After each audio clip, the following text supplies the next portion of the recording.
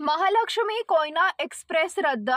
Mumbai Chhatrapati Shivaji Maharaj टर्मिनसमध्ये platform क्रमांक 10 व 11 इथे 24 डब्यांच्या एक्सप्रेस गाड्या थांबण्याची सोय करण्यात येणार आहे। त्यासाठी 36 तासांचा मेगा ब्लॉक घेण्यात आलाय। त्यामुळे 31 मे व 1 जून रोजीची कोल्हापूर मुंबई महालक्ष्मी एक्सप्रेस रद्द करण्यात आली आहे। 1 व 2 जून रोजीची मुंबई ते कोल्हापूर महालक्ष्मी एक्सप्रेस ही धावणार नाही।